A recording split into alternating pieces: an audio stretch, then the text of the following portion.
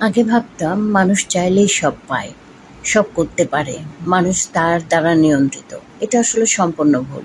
মানুষ তার দ্বারা নিয়ন্ত্রিত না। মানুষ তার ভাগ্যের দ্বারা নিয়ন্ত্রিত।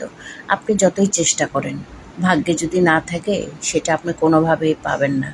আর যদি ভাগ্যে থাকে সেটা যত ঘুরে ফিরে হোক আপনার কাছেই আসবে, আপনার ভাগ্য আপনার কাছেই নিয়ে আসবে। সেটা সফলতা বলেন আর হুট করে আসা ব্যর্থতাই বলেন।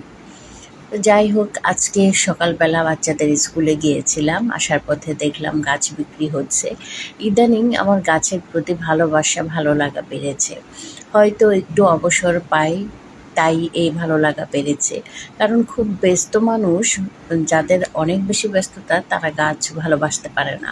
পারে না এই অর্থে গাছ নিয়ে ভাবার মানে সময় তাদের নাই। গাছ রাখা বা বাগান করা এক ধরনের বিলাসিতা শখ আমার কাছে মনে হয়।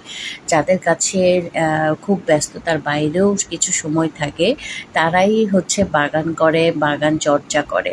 কারণ এছাড়া খুব ব্যস্ত মানুষের পক্ষে একটা বাগানকে চর্চা করা কোনোভাবেই সম্ভব নয়। কারণ বাগান করতে হলে প্রচুর পরিশ্রম করতে হয়, গাছের যত্ন করতে হয়, একদম বাচ্চাদের মতোই যত্ন করতে হয়। তো ইদানিং মনে হয় আমি গাছের প্রেমে পড়েছি। কিছু কিছু গাছ, ইনডোর প্ল্যান্ট আমি লাগাচ্ছি। আমার কাছে খুবই ভালো লাগছে। তো স্কুল থেকে আসার সময় এই গাছটা আমি নিলাম।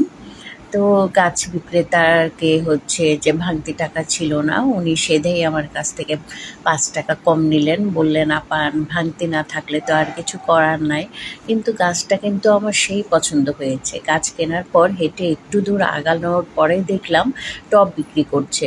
তো কিছু গাছ আমার পানিতে ছিল, কিন্তু পানিতে গাছ নিরাপদ না। ডেঙ্গুর প্রকোপ খুব বেড়েছে, আর পানিতেই ডেঙ্গু জন্মায়। এত বারবার পানি পাল্টানো তো আমার পক্ষে সম্ভব না।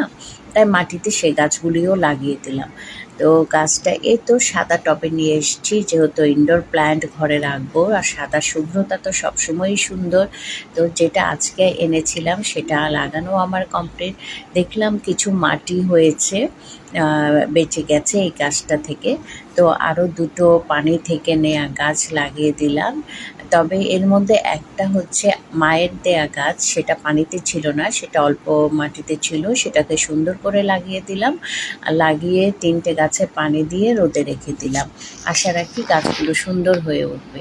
ভালো থাকবেন সবাই, শুভকামনা।